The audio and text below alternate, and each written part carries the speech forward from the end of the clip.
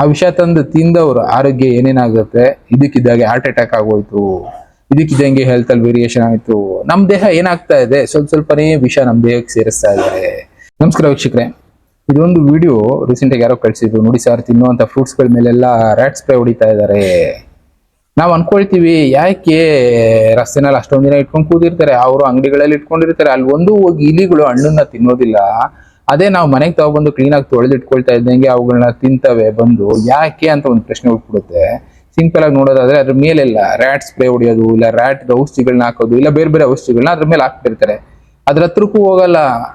ಇಲಿ ಆಗ್ಲಿ, ಹೆಗಣ ಆಗ್ಲಿ, ಇಲ್ಲ ಇರುವೆ ಆಗ್ಲಿ, ಇನ್ನೊಂದಾಗ್ಲಿ ಅದ್ರ ಹತ್ರಕ್ಕೂ ಹೋಗಲ್ಲ. ನಾವು ಅದನ್ನ ತಗೊಬಂದು ತಿಂತೀವಲ್ಲ, ನಮ್ಮ ಆರೋಗ್ಯ ಏನಾಗುತ್ತೆ. ಇದು ಅಂತ ಅಲ್ಲ, ಎಷ್ಟೆಷ್ಟು ಈ ತರದನ್ನ ಮಾಡ್ತಾ ಇದಾರೆ, ತೋರಿಸ್ತಾನೆ ಇದಾರೆ ದಿನನಿತ್ಯ ವಿಜಯ ಟೈಮ್ಸ್ ಅಲ್ಲಿ. ಅದ್ರಲ್ಲಿ ಇದ್ರಲ್ಲಿ ಕಲಬೆರಕೆ ಆಹಾರ, ಕಲಬೆರಕೆ ತರ ವಿಷ ಆಹಾರ, ವಿಷ ತಿಂತಾ ಇದೀವಿ ಅಂತ. ಆದ್ರೂ ನಾವು ತಿನ್ನೋದು ಅದೇ. ರೈತರಾಗ್ಬೋದು, ಇನ್ನೊಬ್ರಾಗ್ಬೋದು, ಎಲ್ಲಾ ರೈತರು ಮಾಡ್ತಾರೆ ಅಂತ ಅಲ್ಲ, ಕೆಲವೊಬ್ರು ರೈತರು ದುಡ್ಡಿನ ಆಸೆಗೆ ಈ ರೀತಿ ವಿಷಾನ ರೈತರಿಗಿಂತ ಜಾಸ್ತಿ ಸೆಂಟ್ರಲ್ ಇರ್ತಾರಲ್ಲ ದಳ್ಳಾಳಿಗಳು, ರೈತರಿಂದ ತಗೊಬಂದವರು ಕೆಡದೇ ಇರ್ಲಿ, ಅದು ಯಾವುದೇ ರೀತಿ ಡ್ಯಾಮೇಜ್ ಆಗದೆ ಇರ್ಲಿ ಅಂತ ಅದ್ರ ಮೇಲೆ ಕೋಟಿಂಗು, ಇನ್ನ ಅದಕ್ಕೆ ಈ ರೀತಿ ವಿಷಾನ ಹಾಕಿ ಜನಕ್ಕೆ ಕೊಡ್ತಾರೆ. ಆ ವಿಷ ತಂದು ತಿಂದವ್ರ ಆರೋಗ್ಯ ಏನೇನಾಗುತ್ತೆ, ಇದಕ್ಕಿದ್ದಾಗೆ ಹಾರ್ಟ್ ಅಟ್ಯಾಕ್ ಆಗೋಯ್ತು, ಇದಕ್ಕಿದ್ದಂಗೆ ಹೆಲ್ತ್ ಅಲ್ಲಿ ವೇರಿಯೇಷನ್ ಆಯ್ತು. ನಮ್ ದೇಹ ಏನಾಗ್ತಾ ಇದೆ, ಸ್ವಲ್ಪನೇ ವಿಷ ನಮ್ ದೇಹಕ್ಕೆ ಸೇರಿಸ್ತಾ ಇದ್ದಾರೆ. ನಾವು ತಿನ್ನೋ ಅನ್ನ ವಿಷ ಆಗುತ್ತೆ ಅಂತ ಜ್ಞಾನಿಗಳು ಯಾವ್ದೋ ಒಂದು ಕಾಲದಲ್ಲಿ ಬರ್ದ್ಬಿಟ್ಟಿದ್ರು. ಆಗಿನ ಕಾಲದಲ್ಲಿ ಇತ್ತು, ತಿನ್ನೋ ಅನ್ನ ವಿಷ ಆಗ್ತಾ ಇರ್ಲಿಲ್ಲ. ಅನ್ನ ತಿಂದ್ರೆ ಶಕ್ತಿ ಬರೋದು, ಇಡೀ ಬಂಡೆನೆ ಒಡೆದು ಎತ್ತಿಡ್ತೀನಿ ಅನ್ನೋ ಲೆವೆಲ್ಗೆ ಮಾತಾಡ್ತಾ ಇದ್ರು. ಒಂದ್ ಮಾತಿತ್ತು, ಇಟ್ಟಂ ತಿಂದಂ ಬೆಟ್ಟಂ ಕಿತ್ತಿಟ್ಟಂ ಅಂತ. ಅಂದ್ರೆ ಇಟ್ಟು ತಿಂದ್ರೆ ಬೆಟ್ಟನೆ ಕಿತ್ತಿಡ್ತಾನೆ ಅನ್ನೋ ಲೆವೆಲ್ಗೆ ಜನ ಮಾತಾಡ್ತಾ ಇದ್ರು. ಈಗ್ಲೂ ಇಟ್ಟು ತಿಂತೀವಿ, ಅದ್ರ ಜೊತೆ ಬೇರೆ ಬೇರೆದೆಲ್ಲ ತಿಂತೀವಲ್ಲ.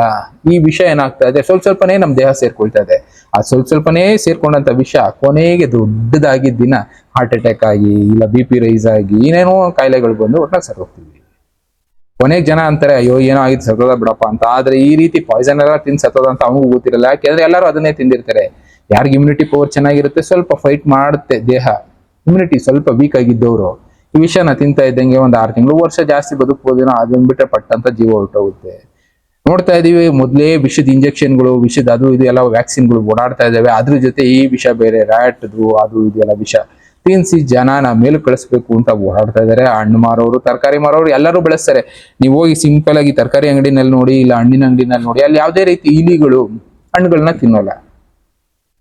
ಅದೇ ಮನೆ ತಂದಿಟ್ರೆ ಹಣ್ಣು ಅದು ಇದೆಲ್ಲ ತಿಂದಿರ್ತವೆ. ಬಿಸ್ಕೆಟ್ ಅಂಗಡಿಗೆ ಹೋಗಿ ನೋಡಿ, ಬಿಸ್ಕೆಟ್ ಫ್ಯಾಕ್ಟ್ರಿಗಳಲ್ಲಿ ನೋಡಿ, ಇಲಿಗಳು ಇರಲ್ಲ. ಯಾಕೆ? ಅಲ್ಲೆಲ್ಲ ಕೂಡ ವಿಷ ಅನ್ನೋದು ಗೊತ್ತದಕ್ಕೆ. ಪ್ರಾಣಿಗಳು ಗೊತ್ತಾಗ್ತಾ ಇದೆ ಇದು ವಿಷ ಅಂತ. ಅದನ್ನ ತಿಂತಾ ಇರುವಂತ ಮನುಷ್ಯರು ನಮ್ಗೆ ಅರ್ಥ ಆಗ್ತಾ ಇಲ್ಲ, ವಿಷ ತಿಂತಾ ಇದೀವಿ ಅಂತ ಸುಮ್ನೆ ತಿಂತಾ ಇದ್ದೀವಿ. ಇದು ಅಂತಲ್ಲ, ಈ ತರದ ಎಷ್ಟೋ ವಿಷಯಗಳನ್ನ ವಿಜಯ ಟೈಮ್ಸ್ ಅವರು ತಿಳಿಸೋ ಕೆಲಸ ಮಾಡ್ತಾ ಇದ್ದಾರೆ. ವಿಜಯ ಟೈಮ್ಸ್ ಚಾನಲ್ ಒಂದ್ಸಲ ನೋಡಿ, ಎಷ್ಟೆಷ್ಟು ಕಲಬೆರಕೆ ನಾವು ತಿಂತಾ ಇದ್ದೀವಿ, ಅದರಿಂದ ಎಷ್ಟು ದಿನ ನಾವು ಬದುಕಬಹುದು ಒಂದು ಅಂದಾಜ್ ಲೆಕ್ಕಾಚಾರ ಸಿಗುತ್ತೆ. ಮನುಷ್ಯನ ಆಯಸ್ಸು ದೇವ್ರು ಕೊಟ್ಟಿದ್ದು 140 ವರ್ಷ ಅಂತ ಹೇಳ್ತಾರೆ. ಆ 140 ವರ್ಷನ 40 ವರ್ಷಕ್ಕೆ ಇಳಿಸ್ಬಿಟ್ಟಿದೆ ಈ ರೀತಿ ವಿಷ ಆಹಾರ. ಆ ಚಾನಲ್, ಬೇರೆ ಬೇರೆ ಚಾನಲ್ ಈ ತರದೇ ರಿಲೇಟೆಡ್ ಇದೆ. ಅದರಲ್ಲಿರೋ ಕಂಟೆಂಟ್ಗಳನ್ನ ನಾನು ಮುಂದಿನ ದಿನಗಳಲ್ಲಿ ತಿಳಿಸ್ಕೊಡ್ತಾ ಹೋಗ್ತೀನಿ. ಬಟ್ ಆದ್ರೆ ಯಾವ್ದನ್ನ ತಿನ್ಬೇಕು ಯಾವ್ದನ್ನ ತಿನ್ಬಾರ್ದು ಅನ್ನೋದೇ ಗೊತ್ತಾಗ್ತಾ ಇಲ್ಲ. ಆರ್ಗ್ಯಾನಿಕ್ ಫುಡ್ ಅಂತ ಬೆಳಿತಾರೆ, ಮೋರಿ ನೀರು ಹಾಕ್ಬಿಟ್ಟು ಬೆಳೆಸಿರ್ತಾರೆ. ಪ್ಲಸ್ ಆರ್ಗ್ಯಾನಿಕ್ ಫುಡ್ ತಂದು ಮಾರೋರು ಕೆಡದೇ ಇರ್ಲಿ ಅಂತ ವ್ಯಾಕ್ಸ್ ಕೋಟಿಂಗು, ಬೇರೆ ಬೇರೆ ಈ ತರ ಕೋಟಿಂಗ್ಗಳನ್ನ ಹಾಕ್ಬಿಡ್ತಾರೆ. ಅವ್ನು ತಿಂದಂತ ನಾವೇನಾಗ್ಬೇಕು? ಆರ್ಗ್ಯಾನಿಕ್ ಫುಡ್ಡೇ ತಿಂದಿರ್ತೀವಿ, ಆದ್ರೆ ಅದ್ರ ಮೇಲೆ ಇರುತ್ತಲ್ಲ ಕೋಟಿಂಗು, ಅದರಿಂದ ಏನಾಗ್ತೀವಿ? ಅದೇ ಹೇಳಿದ್ದು, 140 ವರ್ಷ ಆಯಸ್ಸನ್ನ 40 ವರ್ಷಕ್ಕೆ ಇಳಿಸ್ಕೊಂಡ್ಬಿಟ್ಟಿದೀವಿ. ಬೇಡ, ಈಗ ನಾವೇ ಬೆಳ್ಕೊಂಡು ನಾವೇ ತಿನ್ನೋಣ ಅಂತ ಕೆಲವೊಬ್ರು ಏನ್ ಮಾಡ್ಬಿಟ್ಟಿದ್ದಾರೆ, ಜಮೀನ್ ತಗೊಂಡ್ಬಿಡೋದು, ಅಲ್ಲಿ ಹೋಗ್ಬಿಟ್ಟು ಬೀಜಗಳನ್ನ ತಗೊಂಡ್ಬಿಟ್ಟು ಬೆಳ್ಕೊಂಡು ತಿನ್ನೋದು, ಆ ತರ ಎಲ್ಲ ಕೆಲಸ ಮಾಡ್ಬಿಟ್ರು. ಆದ್ರೂ ಕೂಡ ಅವ್ರು ಸತ್ತೋದ್ರು. ಯಾಕೆ ಗುರು ಅಂತ ಅನ್ಬೋದು. ಒಂದ್ ಮಾತು ಅರ್ಥ ಮಾಡ್ಕೊಳ್ಳಿ, ಜೀನ್ಸ್ ಮಾಡಿಫಿಕೇಶನ್, DNA ಮಾಡಿಫಿಕೇಶನ್ ಮನುಷ್ಯರೆಲ್ಲ, ಪ್ರಾಣಿಗಳಲ್ಲೆಲ್ಲ, ಬೀಜಗಳಲ್ಲೂ ಮಾಡ್ಬಿಟ್ರು. ತುಂಬಾ ಫಾಸ್ಟ್ ಆಗಿ ಬೆಳಿಬೇಕು, ಅದು ಬೇಗ ಕೊಳಿದೇ ಇರ್ಲಿ ಅಂತ ಅದ್ರ DNA ಮಾಡಿಫಿಕೇಶನ್ ಮಾಡ್ಬಿಟ್ರು. ಎಕ್ಸಾಂಪಲ್, ಬಿಲ್ ಗೇಟ್ಸ್ ಜೋಳ ಅಂತ ಒಂದ್ ಕೇಳಿದೀರಾ? ಹೋಗಿ ಒಂದ್ಸಲ ನೋಡಿ, ಆನ್ಲೈನ್ ಅಲ್ಲಿ ಚೆಕ್ ಮಾಡಿ. ಸ್ವೀಟ್ ಕಾರ್ನ್, ಆ ಸ್ವೀಟ್ ಕಾರ್ನ್ ಅಲ್ಲಿ ವೆರೈಟೀಸ್ ಇದೆ. ಇಂಡಿಯನ್ ಸ್ವೀಟ್ ಕಾರ್ನ್ ಏನ್ ಪ್ರಾಬ್ಲಮ್ ಆಗ್ತಾ ಇರ್ಲಿಲ್ಲ. ಅದೇ ಈ ಅಮೆರಿಕನ್ ಸ್ವೀಟ್ ಕಾರ್ನ್ ಬಂತು, ಅದ್ರ ಬೀಜನ ತಗೊಬಂದು ಇಂಡಿಯಾದಲ್ಲಿ ಹಾಕಕ್ ಶುರು ಮಾಡಿದ್ರು. ಅದ್ರಲ್ಲಿ ಬೆಳೆದಂತದ್ದನ್ನ ತಿಂದ್ರೆ ಸಾಕು, ಮಕ್ಕಳಾಗಲ್ಲ. ಅಮೆರಿಕನ್ ಸ್ವೀಟ್ ಕಾರ್ನ್ ತಿಂದ್ರೆ ಮಕ್ಕಳಾಗಲ್ಲ, ಕಡಿಮೆ ಆಗುತ್ತೆ. ನಿಮ್ಮ ದೇಹದಲ್ಲಿರುವಂತ ಕೆಲವಷ್ಟು ಹಾರ್ಮೋನಲ್ ಇಂಬ್ಯಾಲೆನ್ಸ್ ಕ್ರಿಯೇಟ್ ಆಗುತ್ತೆ. ಅಂತದ್ದು ಅದ್ರಲ್ಲಿ ಇದೆ ಅಂಶ. ನಮ್ಗೆ ಗೊತ್ತಿಲ್ಲ, ನಾವು ಸುಮ್ಮನೆ ತಿಂತಾ ಇದೀವಿ ಸ್ವೀಟ್ ಕಾರ್ನ್. ಏನಾಗಲ್ಲ ಗುರು, ಎಲ್ಲ ತಿಂತೀವಿ. ಒಂದಿನ 2 ದಿನಕ್ಕೆ ಏನೂ ಪ್ರಾಬ್ಲಮ್ ಆಗಲ್ಲ. ಒಂದ್ 6 ತಿಂಗಳು, ವರ್ಷ ಕಂಟಿನ್ಯೂಸ್ ಆಗಿ ಡೈಲಿ ಬೆಳಿಗ್ಗೆ ಜೋಳ ತಿಂದು ಸಣ್ಣ ಆಯ್ತೀವಿ, ಬೆಳಿಗ್ಗೆ ಜೋಳ ತಿಂದು ಸಣ್ಣ ಆಗ್ತೀರಾ ಅಂತ ಹೇಳಿ ತಿಂತಾನೆ ಇರ್ತೀವಿ. ಆದ್ರೆ ಮಕ್ಕಳಾಗಲ್ಲ, ಹೆಂಗಸರಾಗ್ಲಿ ಗಂಡಸರಾಗ್ಲಿ ಮಕ್ಕಳೇ ಆಗಲ್ಲ. ಅಂತ ಹಾರ್ಮೋನ್ ಬದಲಾವಣೆ ಮಾಡೋ ಶಕ್ತಿ ಆ ಜೋಳಕ್ಕಿದೆ ಅಂದ್ರೆ ಲೆಕ್ಕ ಹಾಕಿ. ಯಾವ ರೀತಿ ಅದರಲ್ಲಿ ಮಾಡಿಫಿಕೇಶನ್ ಆಗಿದೆ DNA, ಅದನ್ನ ತಿಂದು ಬದುಕ್ತಾ ಇದೀವಿ ಅಂದ್ರೆ ನಮ್ಮ ಆರೋಗ್ಯ ಏನಾಗುತ್ತೆ. Sweet corn, American sweet corn ಬೇಕಾದ್ರೆ ಆನ್ಲೈನ್ ಅಲ್ಲಿ ಹೋಗಿ ಚೆಕ್ ಮಾಡಿ, ನಿಮ್ಗೆ ಡೀಟೇಲ್ಸ್ ಸಿಗುತ್ತೆ. ಅಮೆರಿಕನ್ ಸ್ವೀಟ್ ಕಾರ್ನ್ ತಿಂದ್ರೆ ಏನಾಗುತ್ತೆ. ಎಲ್ಲಾ ತಿಂದ್ರೆ ಏನು ಆಗಲ್ಲ, ಕೆಲವಷ್ಟನ್ನ ಮಾಡಿಫಿಕೇಶನ್ ಮಾಡಿಬಿಟ್ಟಿದ್ದಾರೆ ಒಂದೊಂದು ದೇಶದಲ್ಲಿ, ಒಂದೊಂದು ಏರಿಯಾದಲ್ಲಿ ಅವನ್ ತಿಂದ್ರೆ. ಒಟ್ನಲ್ಲಿ ಇದೇ ಸತ್ಯ. ಆದ್ರೆ ಸತ್ಯ ಯಾರಿಗೂ ಬೇಕಾಗಿಲ್ಲ. ಜನಕ್ಕೆ ಏನ್ ಬೇಕು, ಸ್ವೀಟ್ ಆಗಿರುವಂತ ಸುಳ್ಳು ಬೇಕು, ಕಹಿ ಆಗಿರುವಂತ ಸತ್ಯ ಬೇಡ.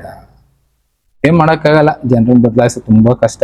ಏನ್ ತಿನ್ಬೇಕು ತಿನ್ಬಾರ್ದು ನಾವೇ ಯೋಚನೆ ಮಾಡ್ಬೇಕು. ನಾವು ಬೆಳ್ಕೊಂಡು ತಿನ್ನೋಣ ಅಂದ್ರೂ ಅದು ಪ್ರಾಬ್ಲಮ್ಮೇ. ಟೈಮ್ ಈ ತರ ಇದೆ, ಹೋಗ್ತಾ ಇರೋಣ ಜೊತೆಗೆ. ಬೇರೆ ಬೇರೆ ವಿಷಯದ ಜೊತೆ ನಾನು ಮತ್ತೆ ಸಿಗ್ತೀನಿ. Thank you, good by.